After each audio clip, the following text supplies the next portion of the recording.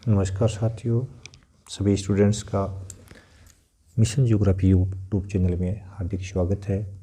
सभी को board class के लिए ज्योग्राफी सब्जेक्ट में पूरे में से पूरे अंक मिशन 100 जो अपन ले रखा है 100 में से 100 अंक प्राप्त करने के लिए हमारा जो प्रयास है उसमें सभी को सफलता मिले।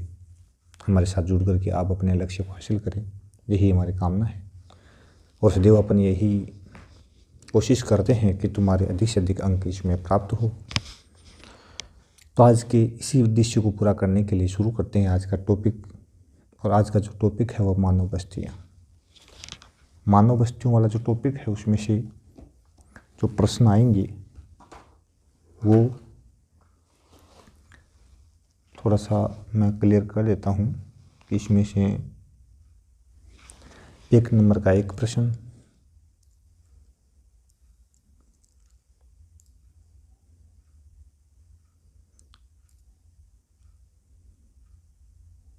1 नंबर का एक प्रश्न लघुत्तरात्मक और 1.2 नंबर के 2 प्रश्न, ये कुल टॉपिक यहाँ से आएंगे। तो आप ज़रूर आपको ये 3 और 4 नंबर कंप्लीट हासिल हो, इसके लिए हर संभव कोशिश हमारी है और आप भी कोशिश करें। अब तक यदि आपने हमारे मिशन ज्योग्राफी यूट्यूब चैनल को सब्सक्राइब नहीं किया है तो सब्सक्राइब ज़रूर कर लें, क्योंकि आगे और भी बेटर वीडियो आने वाले हैं। अभी तो अपने 1.5 1 नंबर की क्वेश्चंस है, उसके बाद में थोड़ा लघु स्तरीय उत्तर वाले और निबंधात्मक प्रश्न जो है वो भी आपको उपलब्ध करवाएंगे, मानचित्र भी आपको उपलब्ध करवाएंगे। तो सारा मैटर आपको भूगोल विषय का सारा मिलेगा। तो कोशिश ज़रूर करें, प्रयास ज़रूर करें, क्योंकि कहते हैं ना कि कौन कहते हैं आसमान में छेद नहीं होता, एक पत्थर तो तबीयत से उछालो यारो। यदि प्रयास ही हमारा कमज़ोर होता है तो शायद हम सफल नहीं हो सकते। तो कम से कम अपना प्रयास है बहुत शानदार होना चाहिए। तो आज देखते हैं इसी उम्मीद और साहस के साथ में आज का पहला प्रश्न। और आज का पहला प्रश्न है मानव बस्ती किसे कहते हैं। सिंपल सा पार्ट है, मानव बस्ती किसे कहते हैं। तो स्थायी रूप से बसा हुआ क्षेत्र है, स्थायी रूप से बसा हुआ क्षेत्र, यहाँ बसा हुआ पढ़ना है। स्थायी रूप से बसा हुआ क्षेत्र जो है वो क्या कहलाता है, बस्ती कहलाता है। दूसरा प्रश्न, मानव बस्ती मुख्य रूप से कितने प्रकार की होती है। तो प्रमुख रूप से इसके 2 प्रकार है साथियों, एक नाम ग्रामीण बस्ती, एक का नाम नगरीय बस्ती। हालांकि ग्राम किसे कहते हैं, नगर किसे कहते हैं, अगला आगे प्रश्न और आ जाएगा। जिससे क्षेत्र विशेष में आधी से अधिक जनसंख्या कृषि कार्य प्राथमिक क्रियाकलापों में संलग्न होती है उसको ग्रामीण बस्ती कहते हैं।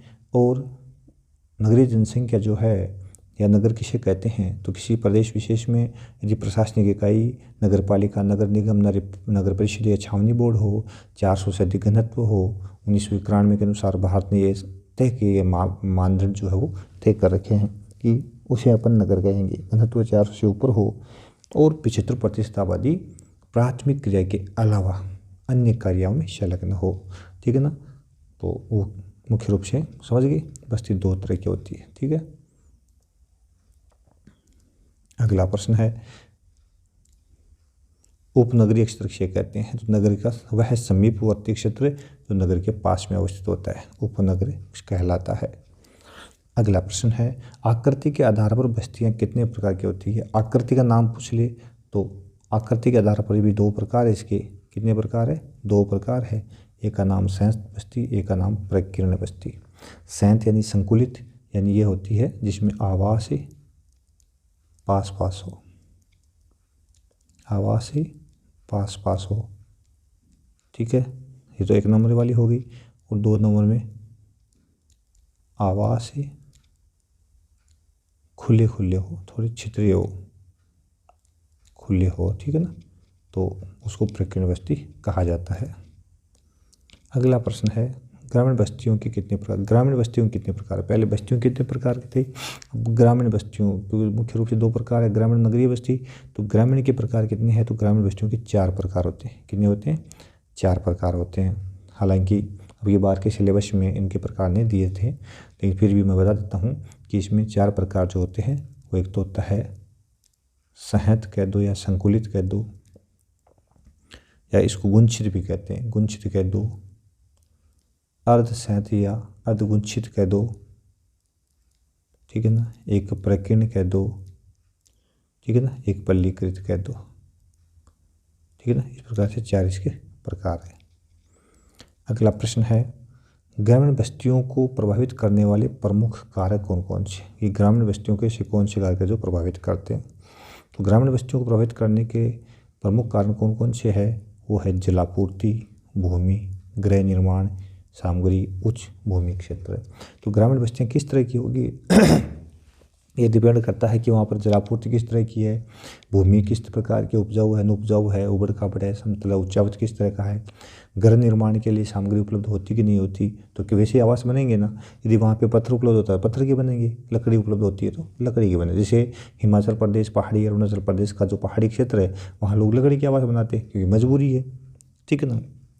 तो उस प्रकार से इनके 4 कारक जो इसको प्रभावित करते हैं, ठीक है। अगला प्रश्न है, नियोजित बस्तियाँ किसे कहते हैं? नियोजित शब्द आ गया तो अपने को वैसे भी पता है, इसका थोड़ा सा उत्तर यहाँ से शुरू हो रहा है, पेज में सेट में थोड़ा सा मिस्टेक हुआ है। तो इसमें नियोजित किसे कहते हैं? जिन बस्तियों में आवास, पानी, अन्य अवसंरचनात्मक सुविधाएं उपलब्ध हो, यानी वे बस्तियाँ जहाँ पर हर तरह की सुविधा हो, पानी की हो, आवास की हो, परिवहन की हो, संचार की हो, ठीक है ना। तो अवसंरचनात्मक सुविधाएं, जो आधारभूत सुविधाएं जिसको अपन कहें वो उपलब्ध होती है, उसको अपन नियोजित बस्ती कहते हैं।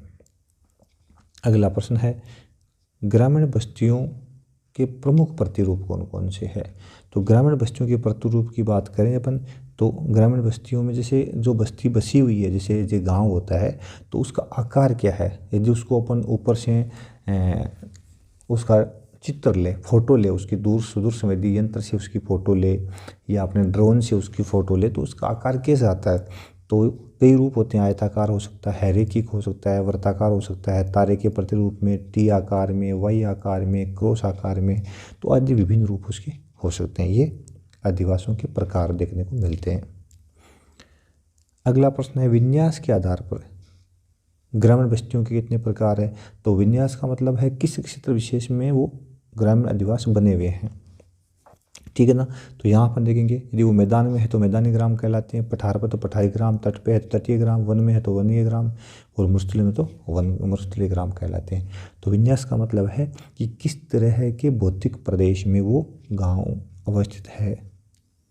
अगला प्रश्न है, कार्य के आधार पर ग्रामीण बस्तियों के कितने प्रकार है? तो कार्य के आधार पर यदि अपन देखें तो देखो, कृषि ग्राम, मछुआरों के ग्राम, लकड़हारों के ग्राम, ठीक है ना, और पशुपालक ग्राम। तो प्राथमिक क्रिया में ग्रामीण बस्ती की बात आई है यहाँ पे, तो ग्रामीण बस्ती में कृषि ग्राम, मछुआरों के ग्राम, लकड़हारों के ग्राम और पशुपालक ग्राम। ग्रामीण बस्तियों की प्रमुख समस्या, जब प्रमुख समस्या आती है तो गाँव में क्या नहीं होता? पेयजल की कमी होती है, पानी उपलब्ध नहीं होता, आवास नहीं बनते होते, गरीब लोग निवास करते हैं, प्राथमिक क्रिया में संलग्न है, विद्युत आपूर्ति समय पर गाँव में नहीं होती है, स्वास्थ्य सुविधा नहीं होती गाँव में, ठीक है ना। क्योंकि प्राय देखें तो अपन प्राथमिक सुविधा भी नहीं होती है, मुख्य रूप से फर्स्ट एड भी नहीं मिलता, परिवहन और संचार की सुविधाओं का अभाव पाया जाता है। अगला प्रश्न, नगरीय बस्तियाँ किसे कहते हैं? अब शब्द आया नगरीय बस्ती किसे कहते हैं? तो नगर की परिभाषा के लिए विश्व के विभिन्न भागों में अलग अलग मापदंड है, नगर के लिए अलग अलग मापदंड है, लेकिन सामान्यतया नगरीय बस्तियाँ उन बस्तियों को कहा जाता है जहाँ घनत्व उच्च पाया जाता है, संकुलता ज़्यादा होती है आवास की, प्रशासनिक इकाई होती है, प्रशासनिक इकाई में नगर पालिका हो सकती है, नगर निगम, नगर परिषद, नगर छावनी बोर्ड, ये हो सकता है। अधिकतर आबादी जो नगर की है वो 50% से अधिक आबादी द्वितीय, तृतीय और चतुर्थ क्रियाकलापों में संलग्न हो तो उसे अपन क्या कहेंगे? नगरीय बस्ती कहेंगे। अगला प्रश्न है, वर्तमान में विश्व की कितनी प्रतिशत आबादी नगरों में निवास करती है? तो विश्व की बात आई है ना, 54%, और यह है 2017 के अनुसार, ये आंकड़े दो अनुमान 2017 के अनुसार 54% आबादी नगरों में है। अगला है, संयुक्त राज्य अमेरिका में नगर के लिए जनसंख्या का आधार कितना है? तो अमेरिका में 2500 लोग, कितने लोग? 2500 लोग किसी क्षेत्र विशेष में रहते हैं तो उसको नगर कहा जाता है। भारत में नगर के लिए व्यावसायिक आधार क्या है? तो व्यावसायिक आधार की बात आ गई भारत के अंदर, तो भारत के अंदर ये नियम है कि 75% आबादी गैर कृषि कार्य में संलग्न हो, ठीक है ना, खेती से जुड़ी नहीं हो। 75% आबादी द्वितीय, तृतीय और चतुर्थ क्रियाकलाप में संलग्न होनी चाहिए। विश्व की प्रथम नगरीय बस्ती कौन सी है? तो लंदन। सबसे पहली नगरीय बस्ती है विश्व की लंदन, ठीक है ना। इसी का निर्माण हुआ था सबसे पहले लंदन का, ब्रिटेन के अंदर, ग्रेट ब्रिटेन, यहाँ पे ये। विश्व किस देश में नगर के लिए जनसंख्या का आधार नहीं है?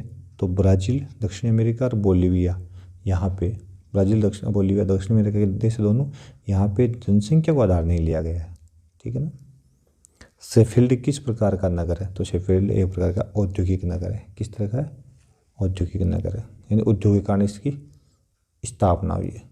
प्रशासकीय नगर किसे कहते हैं? नाम ही प्रशासकीय आ गया, तो जहाँ से किसी राज्य विशेष का प्रशासन चलता हो उसको प्रशासकीय नगर कहेंगे।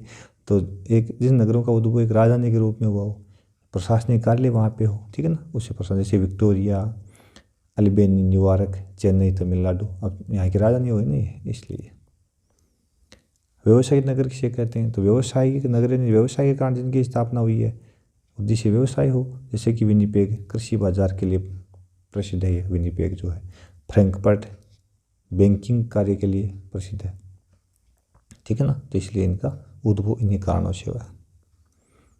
औद्योगिक नगर किसे कहते हैं? तो औद्योगिक नगर के अंदर उद्योग की स्थापना के कारण इनका नाम हुआ है। तो पिट्सबर्ग संयुक्त राज्य अमेरिका, जमशेदपुर भारत, और पिट्सबर्ग और सेंट पीटर्सबर्ग, ठीक है ना, और एक सेंट पीटर्सबर्ग।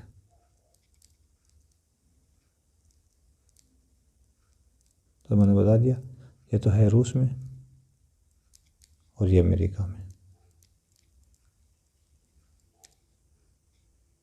अगला प्रश्न, सिंगापुर व मुगल सराय कौन से नगर है? तो परिवहन, ब्रैकेट में आएगा परिवहन नगर है। अदिस अबाबा शब्द का शाब्दिक अर्थ, अदिस अबाबा इथोपिया की राजधानी है ये, इसका अर्थ है नवीन पुष्प। अदिस नवीन, अबाबा पुष्प को कहते हैं, जिसकी स्थापना 1878 में हुई थी।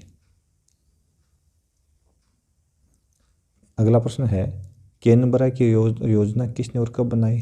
कैनबरा, तो ये ऑस्ट्रेलिया की राजधानी है कैनबरा। इसकी योजना अमेरिकन वास्तुविद था वाल्टर बर्ली ग्रिफिन 1912 में बनाई थी। वाल्टर बर्ली ग्रिफिन ने 1912 में बनाई थी। शहनगर किसे कहते हैं?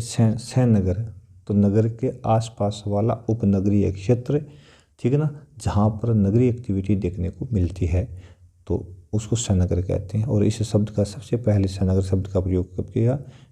1915 में पैट्रिक गिडीज ने किया था। ये पूछा भी है कि शहनगर शब्द का सबसे पहले प्रयोग किसने किया? पैट्रिक गिडीज ने। कहते किसे हैं? शहनगर, समझ गए, नगर का उपनगरीय क्षेत्र, पास वाला क्षेत्र। तो कई ऐसे है वो धीरे धीरे नगर की अवसंरचना बढ़ते बढ़ते बहुत बड़ी अवसंरचना उसकी हो जाती है, ठीक है ना, तो ऐसे क्षेत्र को फिर वो नगर में शामिल हो जाता है, तो इस तरह को शहनगर कहते हैं। जैसे दिल्ली के पास में गुड़गांव, नोएडा, ये शहनगर है, ठीक है ना।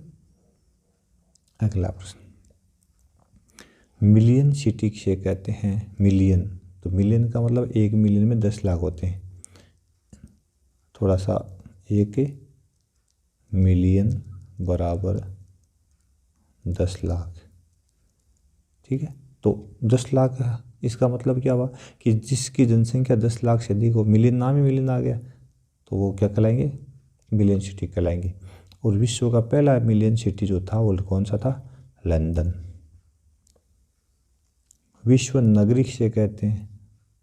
तो विश्व नगरी की बात आती है तो ये यूनानी भाषा का मेगालोपोलिस से बना हुआ है, जिसका अर्थ होता है विशाल नगर, ठीक है। और इस शब्द का सर्वप्रथम प्रयोग विश्व नगरी का या मेगालोपोलिस शब्द का सबसे पहले प्रयोग जीन गोटमैन ने 1957 में किया था। किसने किया है? जीन गोटमैन ने 1957 में। अगला है मेगा सिटी किसे कहते हैं? तो पहले तो है मिलियन, अब मेगा सिटी, तो जिस नगर की जनसंख्या 1 करोड़ से अधिक हो, ठीक है ना, वे मेगा सिटी कहलाते हैं। वे क्या कहलाते हैं? वे पढ़ना है इसको, मेगा सिटी कहलाते हैं। 1950 में न्यूयॉर्क विश्व का प्रथम मेगा सिटी था। तो मेगा सिटी की बात आती है तब नाम लेना है न्यूयॉर्क का, ठीक है ना। और मिलियन सिटी आता है तब नाम लेना है लंदन ग्रेट ब्रिटेन का। और न्यूयॉर्क संयुक्त राज्य अमेरिका, कहाँ पे? संयुक्त राज्य अमेरिका, ठीक है ना। अगला प्रश्न, विश्व के वर्तमान में मेगा सिटी कौन कौन से है? तो विश्व की मेगा सिटी की बात करते हैं, जो टॉप की मेगा सिटी है विश्व के, जहाँ पर 1 करोड़ से अधिक आबादी है। सबसे अधिक आबादी है जापान के टोक्यो की, ठीक है ना। लगभग इसकी आबादी अपन देखें तो 35 मिलियन के आसपास में है। फिर दिल्ली भारत का, फिर शंघाई चीन का, फिर मुंबई भारत का, ठीक है ना। तो ये सबसे अधिक जनसंख्या वाले देश है, शहर है। अगला प्रश्न है कि एक स्वस्थ शहर की क्षेत्र, बात ही स्वस्थ की आ गई है, तो स्वस्थ शहर के लिए अपन क्या कहेंगे? जहाँ पे सुरक्षित वातावरण हो, स्वच्छ और सुरक्षित वातावरण हो, आधारभूत सुविधाएं जैसे कि रोटी कपड़ा मकान, परिवहन संचार, शिक्षा चिकित्सा, समझिए, सरकार के सभी अंदर सभी समुदायों की भागीदारी उपलब्ध होनी चाहिए। सभी लोगों को बराबर का सरकार में हक और अधिकार मिलना चाहिए, ठीक है ना। और सभी के लिए उपलब्ध स्वास्थ्य सुविधाएं अच्छी होनी चाहिए। उसको अपन क्या कहेंगे? स्वच्छ शहर कहेंगे, स्वस्थ शहर, ठीक है ना। अगला प्रश्न है नगरीय बस्तियों की प्रमुख समस्याएं। जब नगर की बात आती है तो वहाँ समस्याएं रहती है। क्या है? प्राय नगरों में भीड़ भाड़ होती है, प्रदूषणित वातावरण होता है, ध्वनि प्रदूषण होता है, जल प्रदूषित होता है, दूषित जल मिलता है, गंदी बस्तियाँ को, क्योंकि जो मजदूरी करने के लिए जो नगरों में लोग जाते हैं तो महंगी ज़मीन वहाँ खरीद नहीं पाते, आवास बना नहीं पाते, तो फिर नाले है, जो खाली पड़ी ज़मीन है, शहर का कूड़ा कचरा जहाँ डालते हैं वहाँ तंबू डाल के रहते हैं, और फिर वो वहाँ पे धीरे धीरे सेटल हो जाते हैं और कच्ची बस्ती बन जाती है। नगरों में प्राय जल निकास की कमी रहती है ना, जिसके कारण वातावरण किस तरह का रहता है? पूरा गंदा रहता है। तो नगर की प्रमुख समस्या है। ये प्रश्न पूछा भी था, अगला प्रश्न, उष्म द्वीप किसे कहते हैं? पूछा भी था, कन्फ्यूज भी हो गए थे, उष्म द्वीप होता क्या है? तो ध्यान से देखिएगा, नगरों में अत्यधिक आवास बन जाते हैं। भाई नगरों में जो मकान तो खूब ज़्यादा होते हैं और काफ़ी कंस्ट्रक्टेड होते हैं, काफ़ी भीड़ भाड़ होती है, पास पास में बने आवास होते हैं, ठीक है ना। और पत्थर और कंक्रीट की बने होते हैं सारे के सारे, पेड़ पौधे कम पाए जाते हैं। तो क्या होता है कि जैसे सूर्य तब इन आवासों पर पड़ता है तो ये खुद गर्म हो जाते हैं, और गर्म होकर के और पार्थिव विकिरण छोड़ते हैं खुद, ठीक है ना, जिसके कारण नगर का तापमान बढ़ा देते हैं। तो इनके द्वारा छोड़ी गई ऊष्मा से वहाँ का वातावरण गर्म हो जाता है और इसी कारण शहर का तापमान बढ़ जाता है। तो इसी कारण इन्हें नगरीय बस्तियों में जो अत्यधिक आवास है ना, उनको उष्म द्वीप कहते हैं। क्या कहते हैं उनको? उष्म द्वीप, नगरों में पाए जाने वाले अधिवास। भारत की सबसे प्राचीन बस्ती सिंधु घाटी सभ्यता में मिलती है। संयुक्त विकास कार्यक्रम यूएनडीपी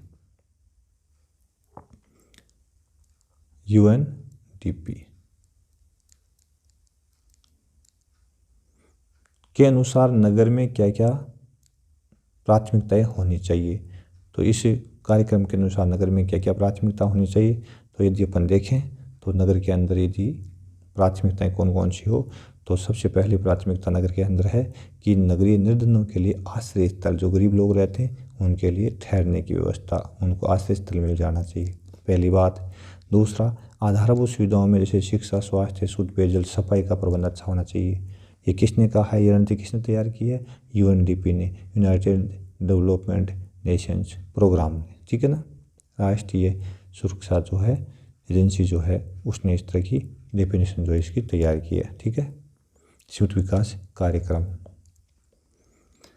फिर है महिलाओं के लिए आधार मूलभूत सेवाओं, महिलाओं को बराबर का हक मिलना चाहिए और राजकीय सेवा में उनकी पहुंच होनी चाहिए। महिला पढ़ेगी तो परिवार शिक्षित हो जाएगा। क्यों? क्योंकि महिलाएं अपने बच्चों की केयर करती है, महिलाएं अपने बच्चों की पढ़ाई का ध्यान रखती है, उनके स्वास्थ्य का ध्यान रखती है, ठीक है ना। पुरुष सिरों पर पैसे कमा के ला सकता है, लेकिन अपने परिवार की परवरिश कभी नहीं कर सकता, अपने बच्चों की परवरिश नहीं कर सकता, इसलिए महिलाएं पढ़ी लिखी होनी चाहिए। अगला है ऊर्जा और परिवहन के तंत्र का पूर्ण विकास हो जाना चाहिए और विभिन्न प्रकार के प्रदूषण है उनसे मुक्ति मिल जानी चाहिए, ठीक है ना। तो ये कुछ अहर्ताएँ हैं जो एक नगर के लिए होनी बहुत ही ज़रूरी है। तो कुल 34 क्वेश्चन यहाँ पे दे दी हैं और अपना जो मानव भूगोल के मूल सिद्धांतों के सभी पाठों के प्रश्न में यहाँ पे उपलब्ध करवाए हैं। तो आप ज़रूर देखें अपना मिशन ज्योग्राफी यूट्यूब चैनल, ठीक है ना। मिशन ज्योग्राफी जो अपना यूट्यूब चैनल है उसको ज़रूर देखें। अब तक यदि सब्सक्राइब नहीं किया है तो उसको सब्सक्राइब ज़रूर कर लें, यह बहुत ज़रूरी है, ठीक है ना। और अधिक से अधिक बच्चों तक पहुंचाए ताकि अधिक से अधिक बच्चों तक अपना चैनल का लाभ मिलना चाहिए। अपना उद्देश्य है कि प्रत्येक बच्चे के पास में भूगोल पहुंच जाए और वो भी फ्री ऑफ कॉस्ट, ठीक है ना, बिना किसी फीस के। और यदि मैंने भी इस प्रकार से मैं देख रहा हूँ कि बहुत ही कम चल रहे हैं वीडियोज़, लग रहे हैं लोगों को यार फ्री में दे रहा है, क्या जा रहा है इसका, फ्री में क्या पढ़ा रहा होगा, इसको कुछ आता नहीं हो इसलिए फ्री में पढ़ा रहा होगा। क्योंकि जहाँ पैसा नहीं लगता तो उसको लोग हल्के में लेते हैं। लेकिन साथियों मेरा मिशन दूसरा है। मेरा मिशन वो है कि एक गरीब का बच्चा, एक ऐसा है का बच्चा जिसके मन में इच्छा होती है कि वो भी ट्यूशन कर सके, भूगोल की कोचिंग कर सके, भूगोल पढ़ सके, ठीक है ना, तो उस तक अपना वीडियो पहुंच जाए तो शायद वो बिना किसी फीस के अभाव में अपनी पढ़ाई से वंचित नहीं रहेगा। हमारा यही मिशन है। तो आप देखें हमारे मिशन ज्योग्राफी यूट्यूब चैनल को। बहुत बहुत धन्यवाद। देखते रहें मिशन ज्योग्राफी।